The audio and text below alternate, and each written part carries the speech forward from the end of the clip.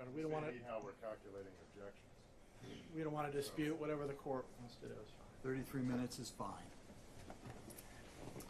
Okay. Mr. Valenzuela, let's step over here, sir. Raise your right hand and be sworn.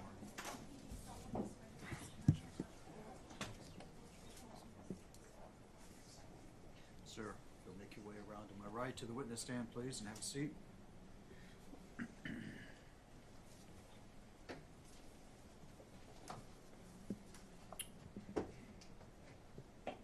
Please proceed as soon as you're ready.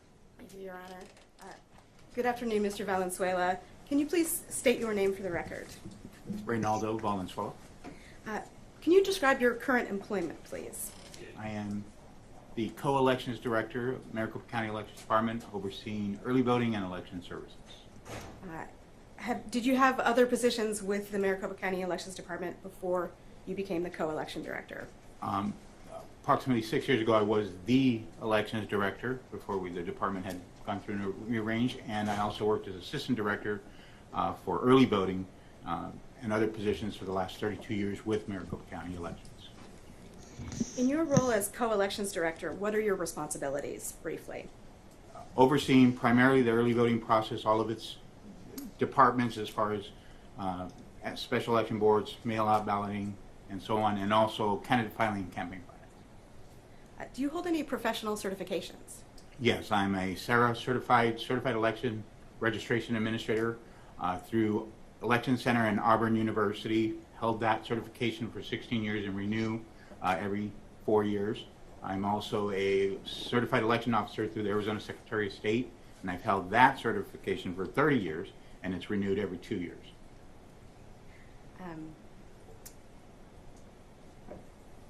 Does Maricopa County's process for receiving and processing early ballot packets come within your responsibility? It is under my purview. And you may note that I just said early ballot packets. Can you explain why you call them packets and not ballots? Absolutely. So in our department, the early voting department, that is our preferred term, because I know a lot of folks, as far as lay folks, would say that ballot was inserted in the drop box, that ballot. And in fact, it's not the ballot, it's the packet that has to undergo scrutiny, verification, and validation. So our department, the early voting department, calls them packets because that's exactly what they are until they undergo that verification process to become a ballot that could be tabulated. So at the front end, how does a voter get an early ballot in the mail? So there's multiple ways a voter can get. Obviously, they can request to get it by mail. They can get it early in person. They can also get it election day. And there is that process, again, by which the mail process is probably the predominant process that most get early ballot. And when a voter receives a ballot by mail, how do you know that that's going to a registered voter?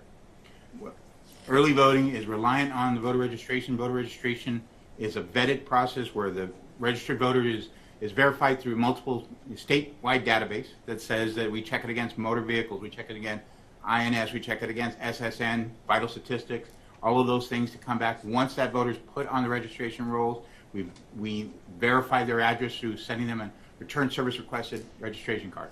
But why I mention that is because then that vetted voter is put and eligible for a early ballot, which is then created utilizing that record and a specific unique piece ID that is created for every election for that particular voter for that early ballot pack.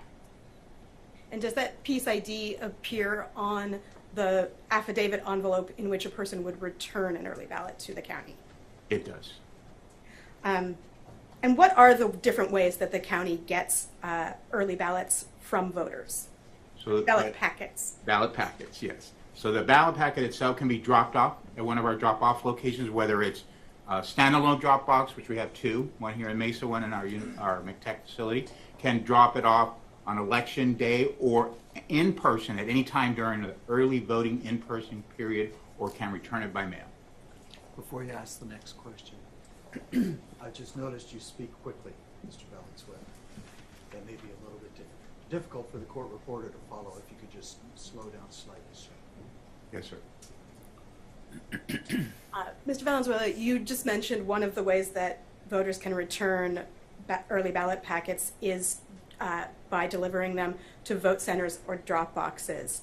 How do those ballots that have been delivered to a drop box or vote center during early voting, how does the county get those back to the central count facility?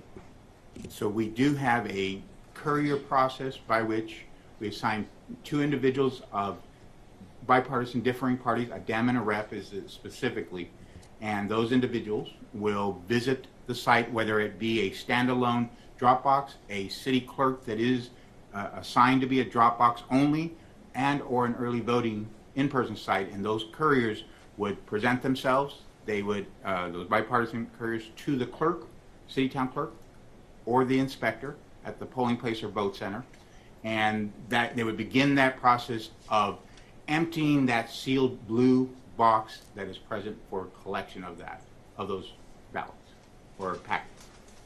Okay, and you said when you say emptying those boxes, that's emptying them at the site where the early voting site or at the drop box.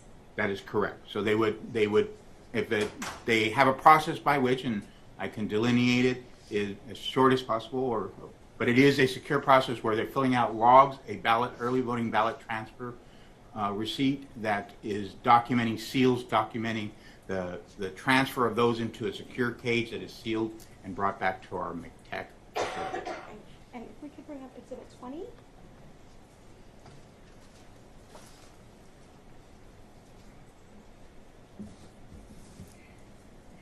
It seems like you may have anticipated my question. Is this document what you just described as the early voting transport statement? It is. And do these statements contain information about how many ballot packets the county received from the vote center or drop box?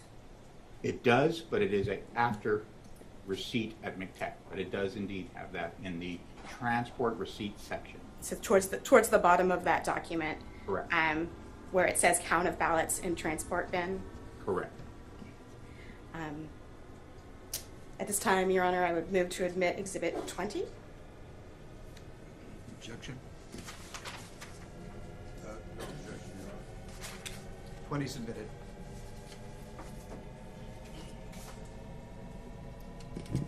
So I think we've gotten to the point where early ballots come back to the central count facility at the county.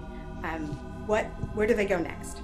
So they go, this top part of the receipt, and it actually very clear is at location, is where they are basically just transferring those packets into a secure bin, sealing that, come to our McTech facility. Then we have two representatives, auditor boards, that are again made up of differing parties, a Dem and a Rep, that will take that and open that box and confirm and document on this bottom section, the transport receipt, all of the seals that were removed that are brought back from the original blue box, the new seals or the red box seals, and also the new seals we put on the box that we just left.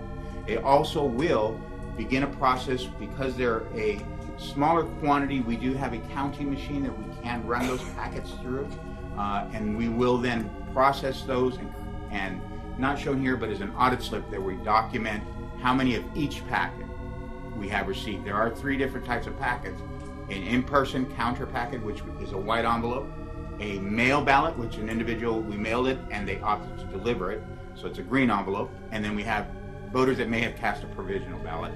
So there are three envelopes. They will take those bins, they will count those, they will document on there, count of ballots in transform bin, and they will ready them to then be commingled with several other boxes brought in and seal that for transport for an inbound scan process and run. And just briefly, you mentioned the different colors of envelopes. On this form, next to the line where it says count of ballots, where it says 107G/31W, what does that mean? That would be the 107 green affidavits, which would indicate mail ballots returned, and the 31 white, which would mean in-person early voters. Can be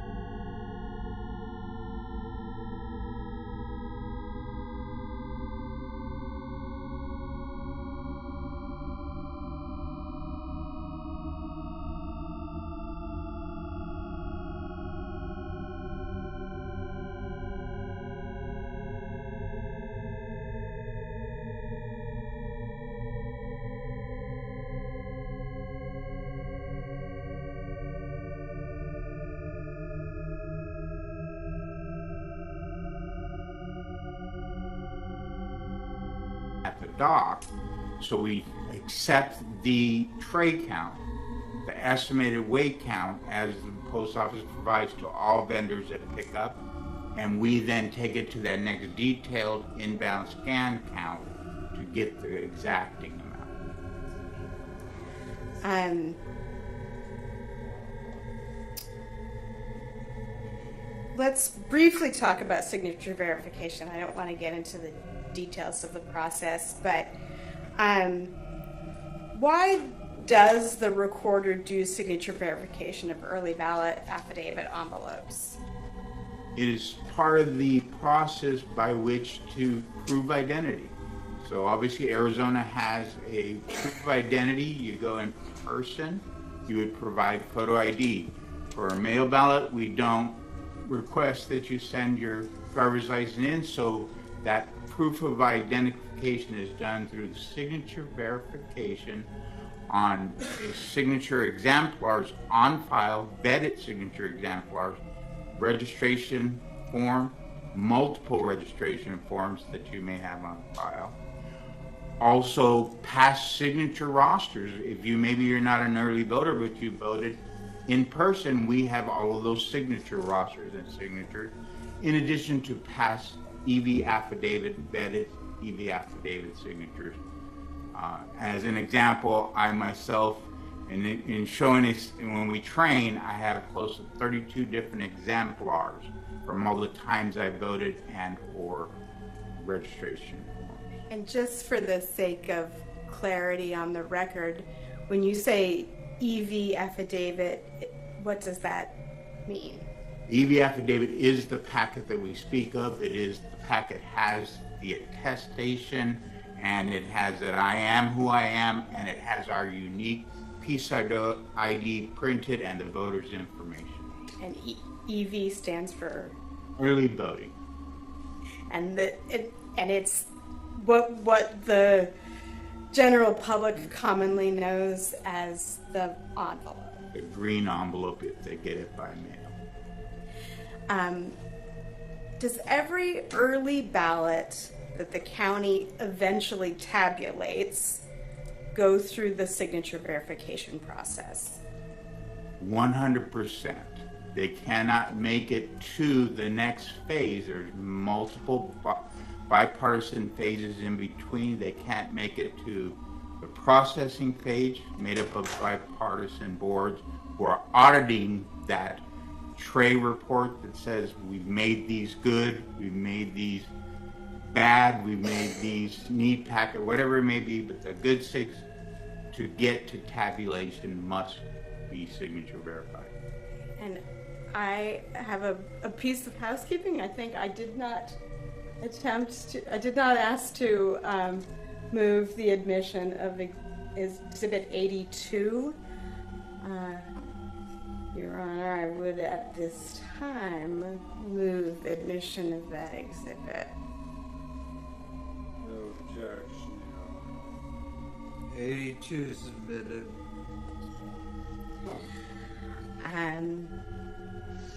Has the county ever authorized Runbeck to allow its employees to deliver their own early ballot packets directly to Runbeck? No. And are you aware of Runbeck allowing its employees to do so in the past? No.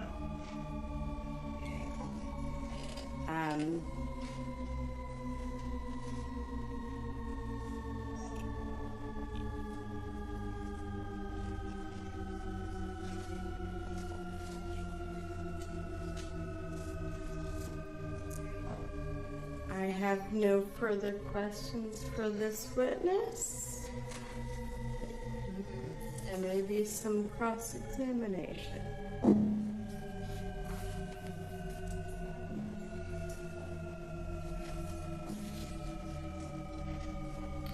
Well, do you have anything to do?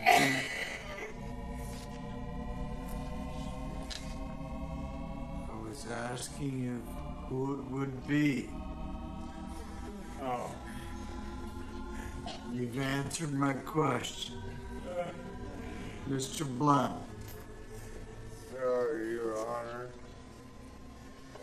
Mr. Valenzuela, isn't it true that no Maricopa County employees operate Rundeck equipment? No, correct. Okay. So, isn't it true then that you farm out the counting of ballots to Rundeck on election day? We do not. You We do do not. not count ballots, they count packets. I think you just said you accept the mail, the U.S. Postal Service's weight receipt. We don't utilize that for a final count. You rely on Rundeck to run these through their machine and give you a count. Isn't that correct? That is correct, of the packets. Okay. And the county does not run or operate Rundeck? It is a certified vendor that we have contract with. And Exhibit 80, that's just an inbound receipt of estimates, is that correct? I'm sorry, you turned. The inbound receipt of estimates, that's just an estimate, correct? For the Exhibit 80, USPS packets. who created Exhibit 80? Hold on. Objection. I think Mr. Blum is citing the wrong exhibit number. Oh, I'm sorry. The inbound receipt, the last one that was received. The inbound receipt, 82. 82. Who created that document? The format of the document. Who made the document? Who signs the document? Well, signs the document, it's shared between Shared. Brumbeck and a county employee that concurred. So it shows, does it not, that you are turning over ballots to Rundeck, correct? We're turning packets over. Packets. You have no idea exactly how many you're turning over, correct? We have an estimate, but we rely on that count, that certified vendor to do that. kind of Why do we use chain of custody documents that show the details of how many ballots we have? Objection. When you count ballots, you put them on a chain of custody form, correct? Wait a second. EVBTS process? Objection. Calling for speculation, lack of foundation. Speculation. Hold on, wait. Let me rule. I'm just gonna ask a different question, Your Honor, 'cause I'm Okay, withdrawn. EVBTS documents that you testified about and we just admitted into evidence. Those contain counts, do they not? They do. The number of ballots that were brought back. Why do we do that? the number of ballots that are delivered and the number estimated in some cases. Why do we do that? Why do we provide that? Yes. So that we have a basis to reconcile to some degree. Okay. Isn't it so that we know exactly how many ballots were injected into the system at each point in the process? It is not, because It we is don't not. have that at the post office level. We As don't. you sat here, you just testified. Hold on. Mr. Bell, Just a second. Let him finish answering. We only have one person speaking at a time, please. Okay? For the sake of my court reporter, okay, the record will look. If you've ever read a transcript, it has a bunch of dashes when people talk over themselves or at each other. So please. And so Mr. Valenzuela, you had absolutely no idea that Rundeck employees were allowed to inject ballots into the system, isn't that correct? I do not. I did not. You had no idea. And isn't it true that you had no idea because you do not keep adequate documentation with regards to the number of ballots you receive on election day and give to Rundeck? Yes or no? It's a simple question. Objection, Your Honor. objection to what? Foundation, Mr. Valenzuela has not testified to regarding election day. If he's able to answer the question, I'm gonna let him answer. If he doesn't understand it, I'll have Mr. Glenn rephrase it. Are you able? If you can answer the question, sir, do so. If you cannot, tell us. Repeat, if you will. You have no idea how many election day ballots are transported to Runback because you do not document exactly how many ballots are transported to Runback. Isn't that correct? For the United States Postal Service pickup, we do not receive a finite number, so we do not know that number when we deliver to Runback. Drop box ballots. Does the same apply? Does not.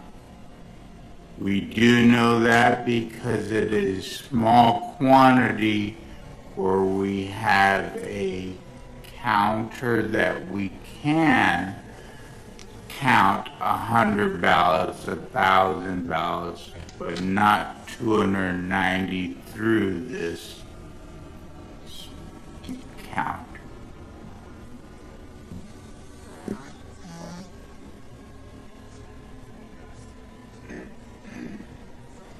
You know the exact number? Exact number of ballots. Ballot packets. Drop box ballot packets. We do, part of our audit review is we do count the Dropbox ballot packets because they are outside of the purview, whereas the federal post office, they don't leave chain of custody from the federal post office once we pick them up, but the ballot boxes, we do make that count. On election day. On election day, no. Because we're not doing Dropbox courier process at that time. It's a different process for election day. Thank you, Ron. So, hold on. Would you by chance happen to know how many exact ballots were door 3 ballots? Was it 17,000? I wouldn't speak exactly to it. That would be under purviews. You know how many thousands of duplicated ballots there were? I don't have that number to speak definitively. You know how many spoiled ballots there were? I do not. Okay. You know how many ballots were rejected and not put in door 3, spoiled, duplicated, or otherwise? I have an estimate, but that's not under my purview as early votes. What's your estimate? For the Okay, here's my question again very quickly, Mr. Valenzuela. How many ballots rejected and not put in door 3, spoiled, or duplicated? that I don't. I just know of the 17,000 number, which is a total of unread, not broken down. Thank you. No further questions. Thank you.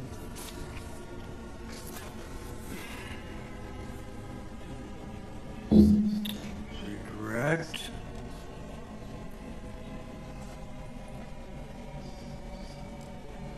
Briefly, Your Honor. Said I wasn't gonna say that.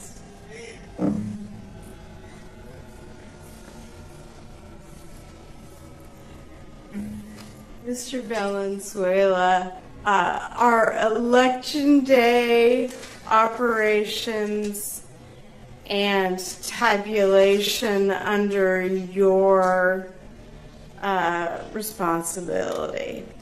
They are not.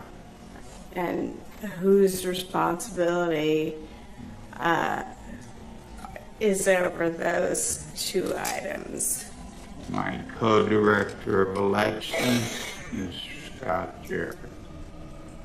Thank you. I have no further questions. Okay. May the witness be excused. Yes, Your Honor. Yes, Your Honor. Thank you, Mr. Valenzuela. Excuse, sir.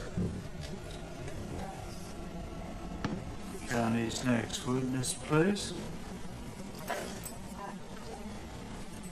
Your Honor, we call Scott Jarrett.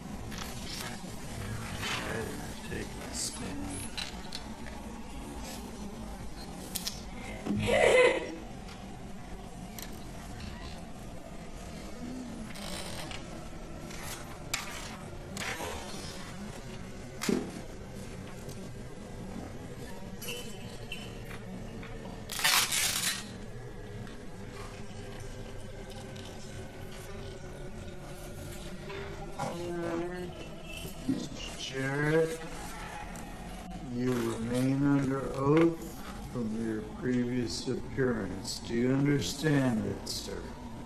Yes, I do, Your Honor. Thank you. You may proceed, counsel. Thank you. Good afternoon, Mr. Jarrett. Could you please state your name? Yeah, Robert Scott Jarrett. And where do you currently work, Mr. Jarrett? I work for the Maricopa County Elections Department. What is your current position? So I am the co-director of the Elections Department. I oversee in-person voting and tabulation operations. How long have you held this position? I was appointed by the Board of Supervisors in 2019. And could you just briefly describe your job duties in that position?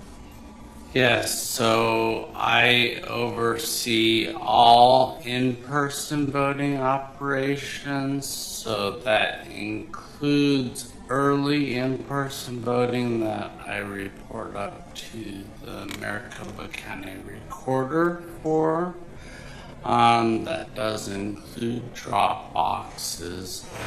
I also then oversee in-person voting on election day, as well as, so that would be all the recruiting and training of poll workers, recruiting of temporary staff that work at McTech, or the Maricopa County Elections and Tabulation Center.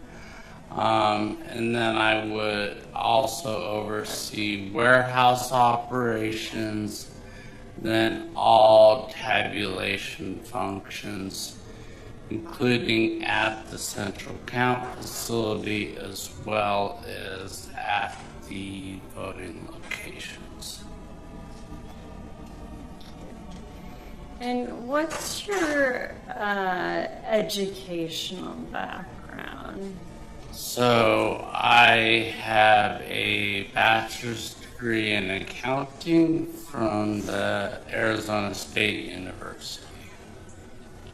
And what did you do before you were the co-elections director? So I was an internal auditor with Maricopa County, and then also had some time with the Maricopa County Community College District, auditing performance, auditing risk management, risk mitigation, as well as compliance audits.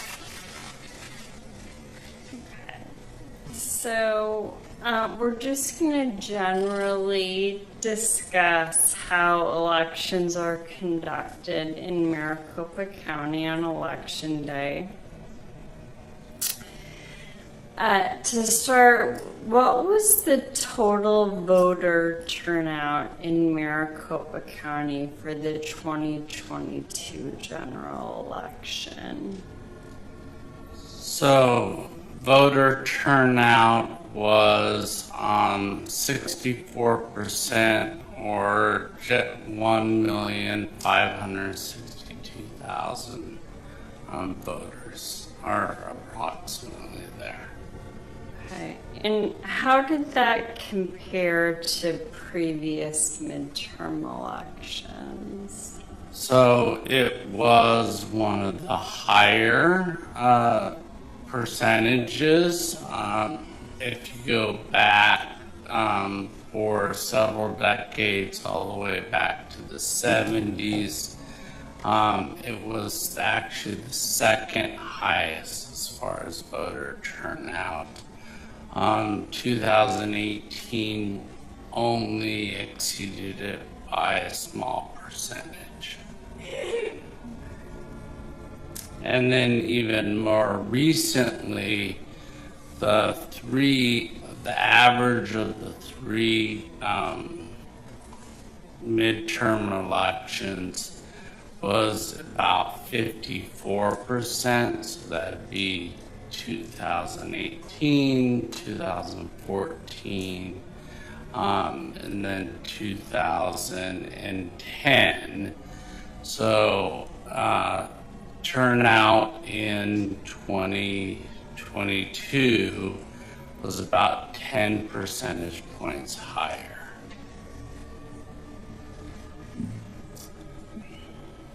So we've talked about vote centers. Just briefly explain how the vote center model works. Yes, so a vote center model works is it allows a voter to vote at any location that Maricopa County is offering. We offer 223 vote centers in the 2022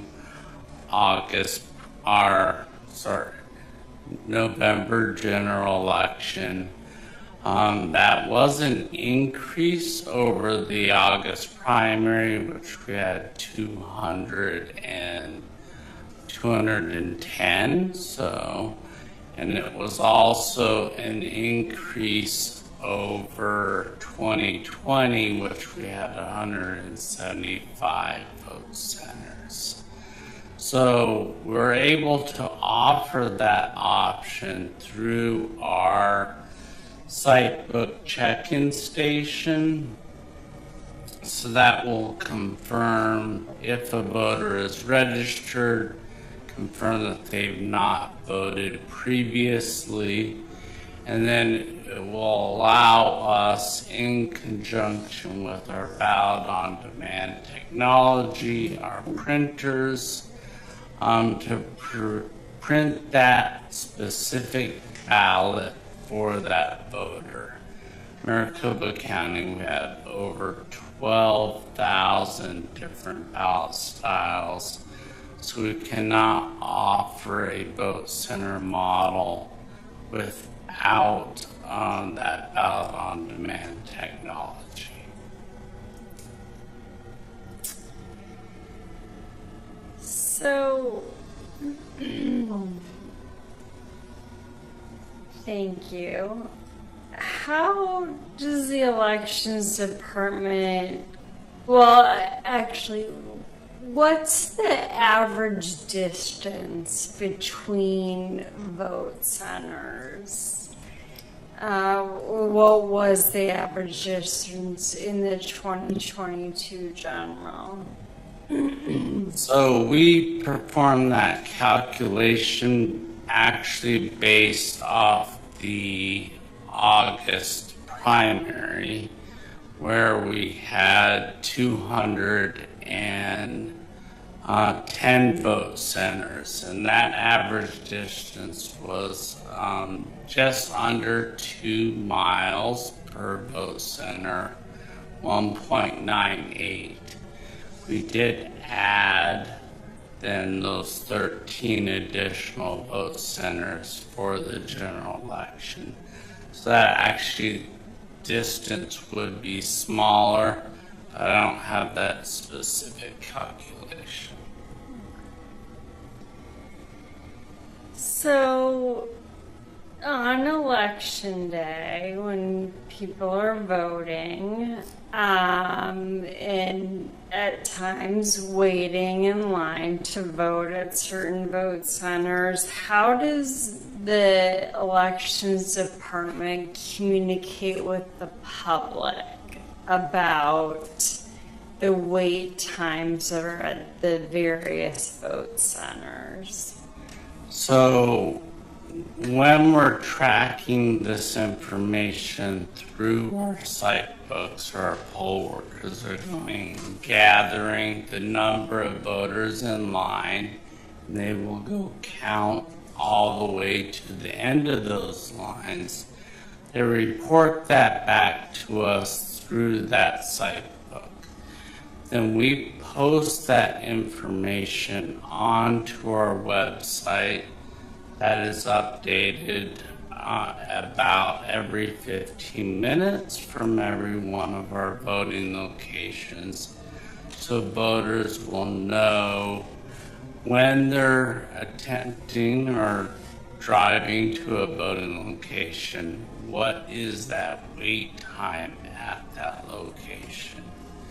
We advertise that through, so we had many different press conferences leading up to the election, informing voters to use that website. All in-person voters are also provided a sample ballot.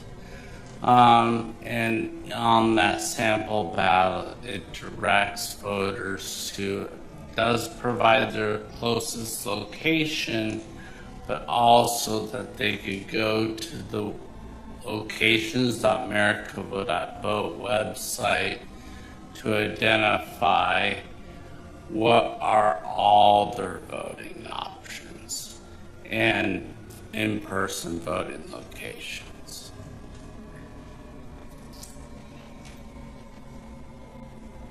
So,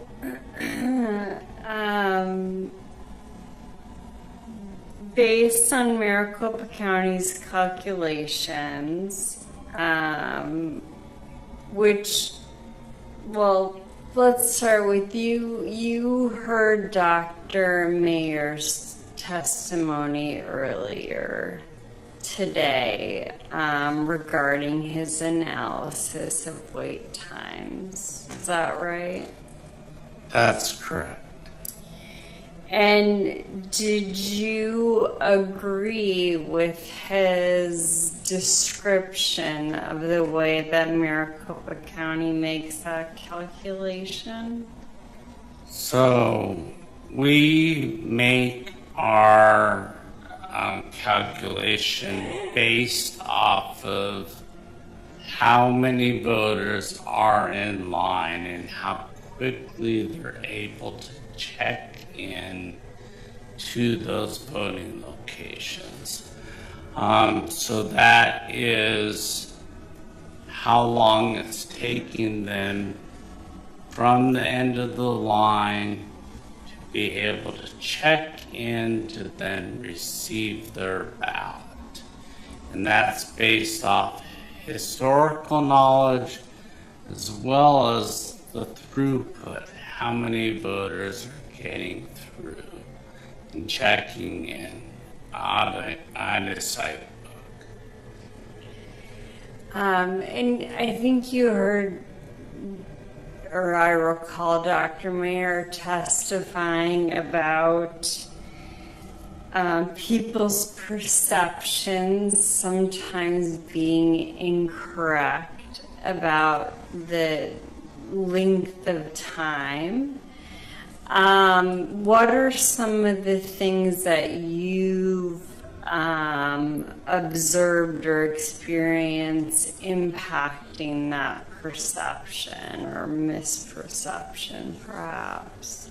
Yeah, I think when someone's making an estimate about how long they've waited in line, they may be making that off of when they arrived. They parked at the voting location, right? Whether they've then stood in line, right, to be checked in at the voting location, how long it took them to get their ballot, but also then how long it would take them to actually vote their ballot. and that can vary greatly, right? So some voters, we had in Maricopa County one of the longest ballots ever, on average over 85 contests.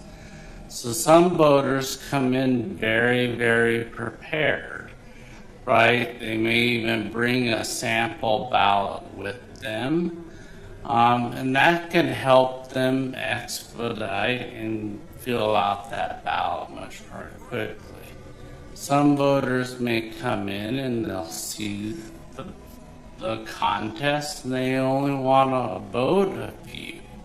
So that might only take them a minute or fewer to even complete that ballot.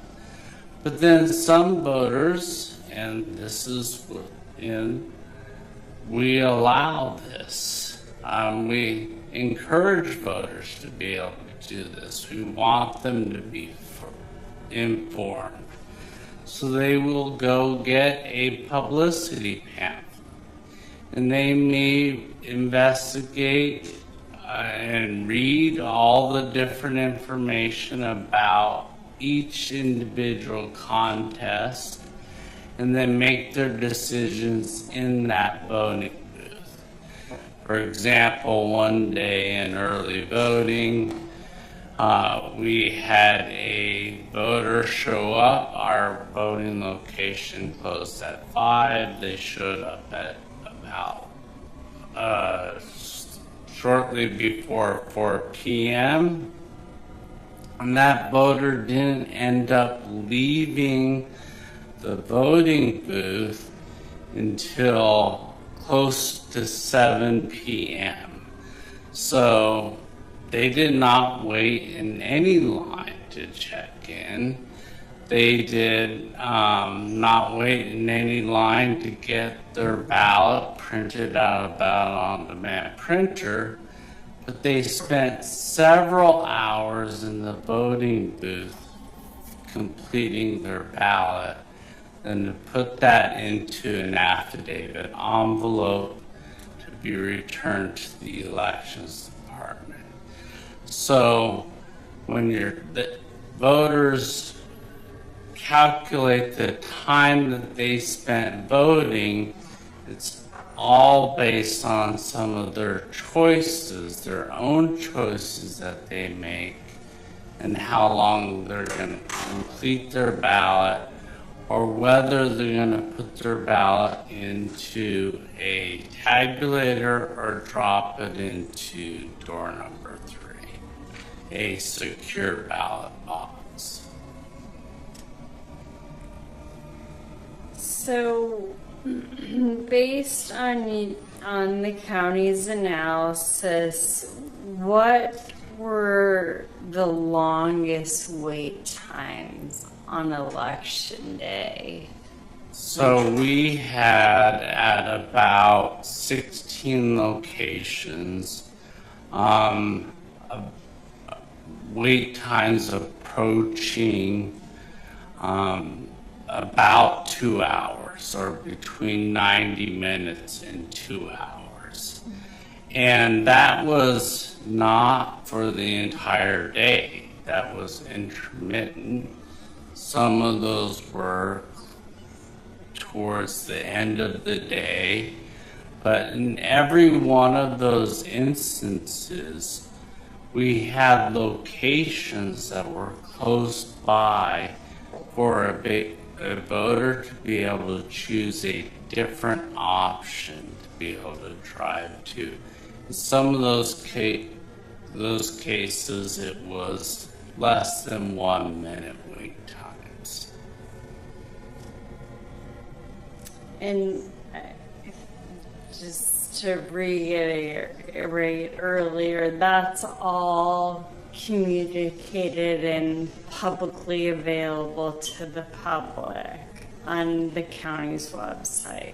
That's correct. They could sort on our website not only by entering in their address, they can sort by wait times as well. and we had more than 85% of our voting locations on election day never had a wait time in excess of 45 minutes. And it was, I believe it was over 160 locations never had a wait time over 30 minutes.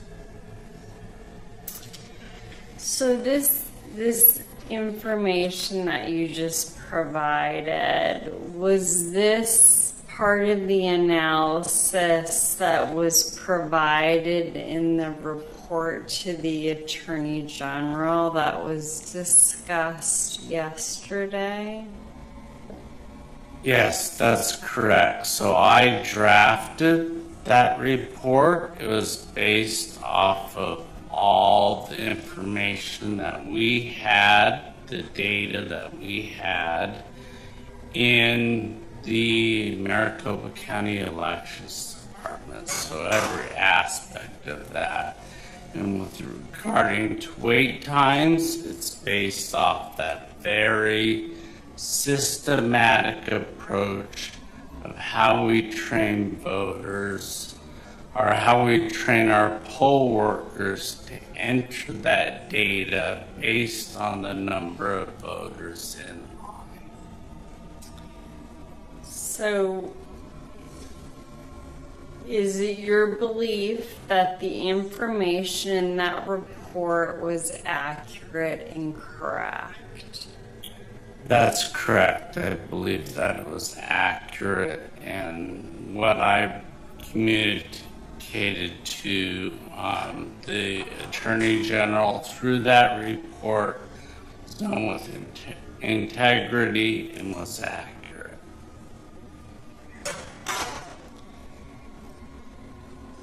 Okay, so let's move on to actually Election Day.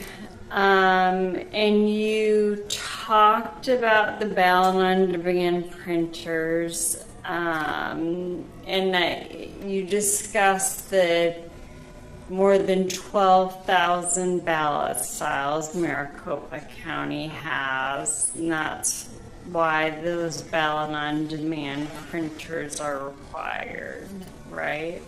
That's correct. Okay.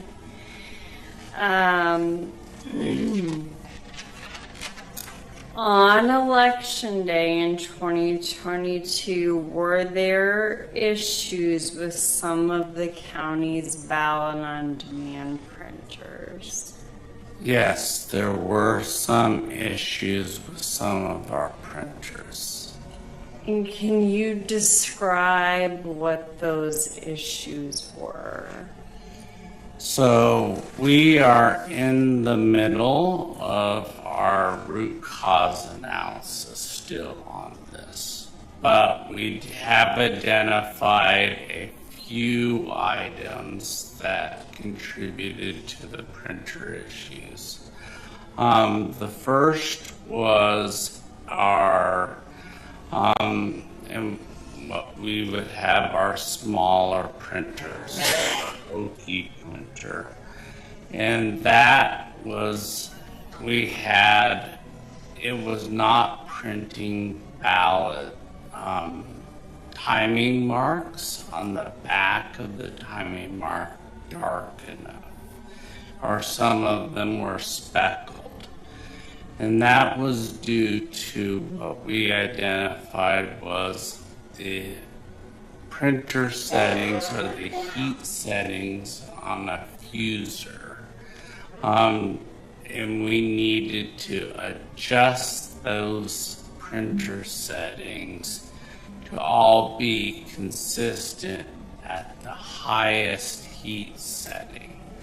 Now, we had used these heat settings for prior elections in 2020 as well as the August 2022 primary, the exact same heat settings. We had gone through stress testing and identified that this was not an issue or was not identified through that testing. But on election day, we identified that due to the variance and the number of ballots being printed through, along with the affidavit envelope as well as the control slip, we needed to change those heat settings to be consistent for all three types of items being printed from those printers to be at the highest heat setting or the heavy heat setting. A few of the other items that we've identified, though, as far as our ballot on demand printers, we did identify 3 different locations that had a fit to paper setting that was adjusted on election day. So those were at our Journey Church in a North Glendale, Peoria area. That had about 200 or a little over 200 ballots had that setting on it out of about 1,500 ballots voted at that voting location. That'd be the same with our Gateway Fellowship Church, which is in a East Mesa voting location. That had about 900 ballots out of just shy of 2,000 ballots voted at that voting location. Then we had a LDS church, Lakeshore, in the heart of Tempe, that had about 60 ballots out of 1,500. So just shy of 1,300 ballots.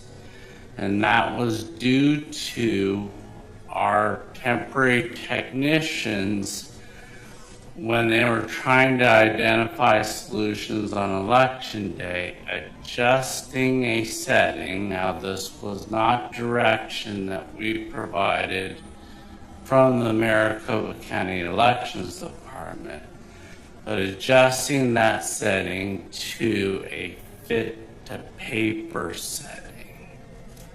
And that was one of the vote centers that was reviewed in the inspection by the plaintiffs in this trial on Monday. So that Or was that Tuesday? I forget the day. I've been working every day through the weekend. right.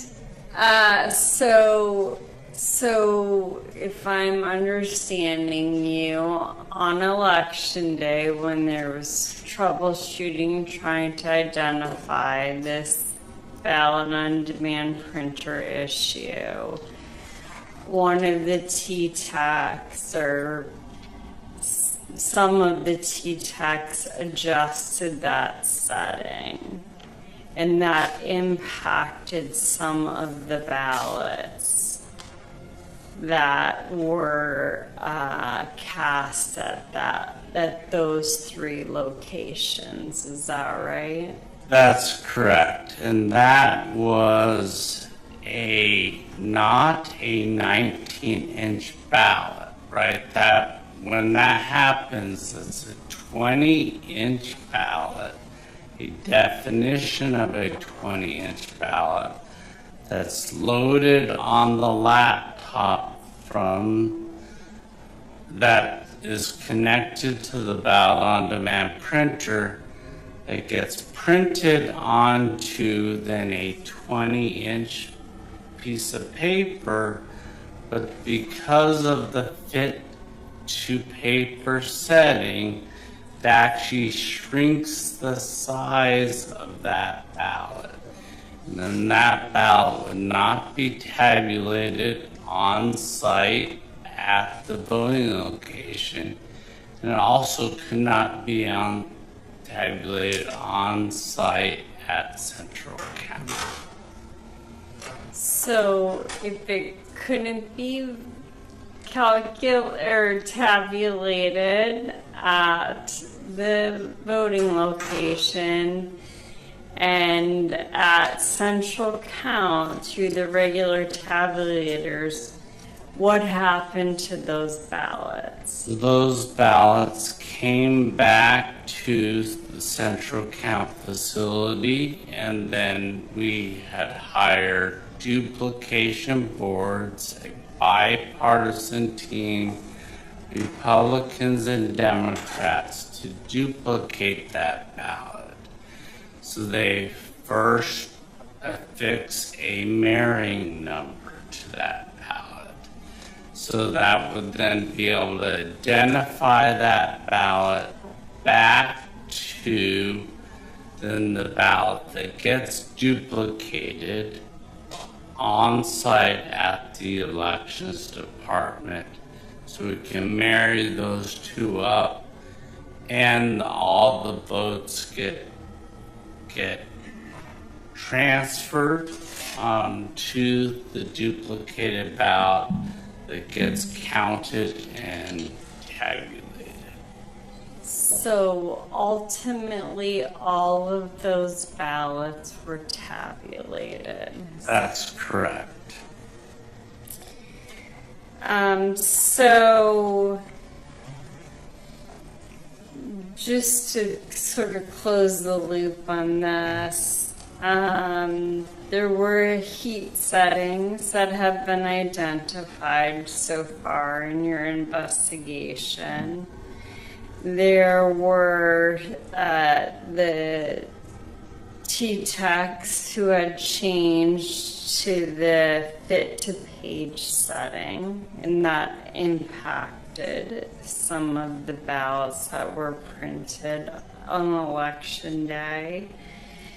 Were there any other issues that you discovered at this point that impacted the ability for some tabulators at vote centers to be able to read ballots that were cast on election day? Yeah, so there's a few other instances that we've identified. One is the use of a very thin writing utensil, such as a ballpoint pen, and then voters using check marks or X's. And that is because our precinct-based tabulators, or our vote center tabulators that are on site, they cannot read an ambiguous mark, right? So if a voter has an ambiguous mark on their ballot, the tabulator alerts the voter there is an ambiguous mark.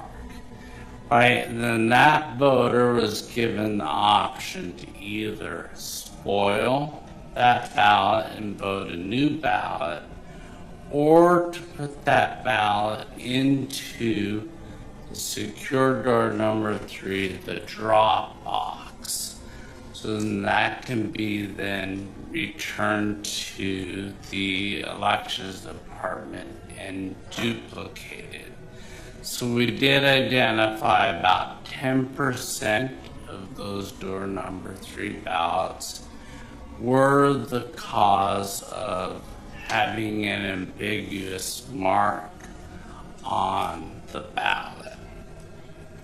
We also did identify in our door number 3 as well some early ballots that were inserted into that, so that was an indication that a voter took their early ballot out of the affidavit envelope, attempted to insert those into the vote center tabulator, which is not unusual. That happens every election.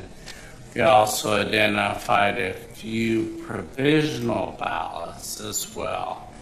So that's when a voter would be issued a provisional ballot on site.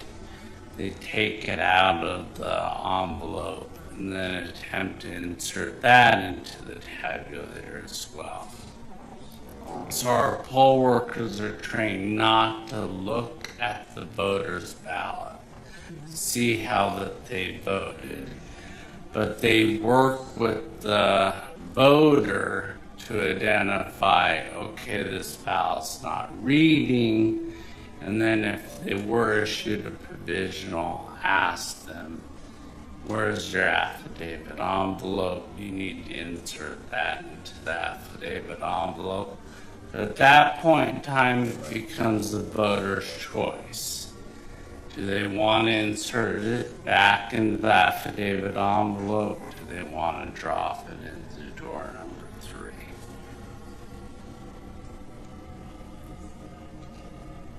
And to be clear, can the on-site, I think you've testified to this, but just to be clear, can the on-site tabulators read early ballots? They cannot read early ballots or provisional ballots. They're specifically programmed not to read those ballots as a control measure to prevent double voting. So we've talked now about the issue that arose. I want to talk a little bit about sort of the timing of when you learned that this was happening and in the process that the county took to try and identify a resolution that you said was identified. At about what point in the day did you learn that there were some issues with tabulation? We received our first call from our first vote centers starting about 6:20 to 6:30. And at that point in time, once we started receiving those calls, we alerted the poll workers to follow their training, which was to, and a couple options. One was to have those voters and give them the option to drop their ballot into that secure door number 3, our drop box, a practice that we've used in Maricopa County since the 90s, right? Ever since we first introduced on-site tabulators at those voting locations. Again, in voters being able to put their ballots in that secure drop box there's 15 counties in Maricopa County, 8 of them. So, and if you go to the 5 largest counties in Arizona, Pima County, and slightly Democratic leaning. You look at Pinal County, the third largest, slightly Republican leaning. You look at Yavapai County, again slightly Republican leaning, and Mojave County. All of those don't offer on-site tabulation. They only offer a secure ballot drop box. So we alerted our voters to be able to, our poll workers, remind voters that they have that option to drop off their ballot in that secure ballot drop box. We also reminded them that they can have those voters spoil that ballot, check in again, get a new ballot.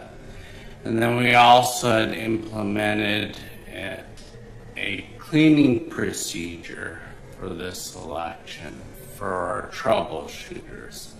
And so we had some of our troubleshooters start cleaning those precinct-based tabulators. So that was right away at about that 6:20 to 6:30 point. We also deployed T-techs, or technicians, out into the field. We had over 90 of them deployed on election day, and they started investigating and troubleshooting the issue.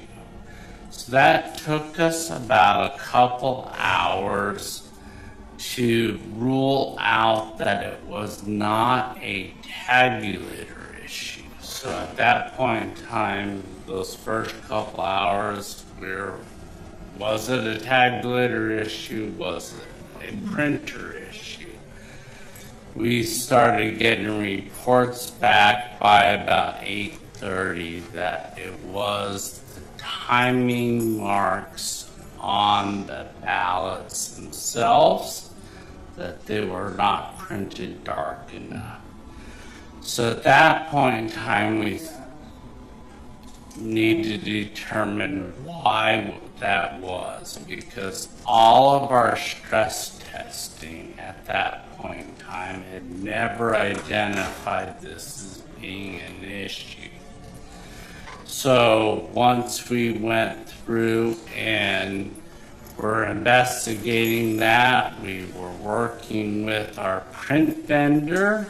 They had members out in the field deployed as well. We also had members from our tabulation company out in the field investigating as well. So by about 10:15, we had identified the solution.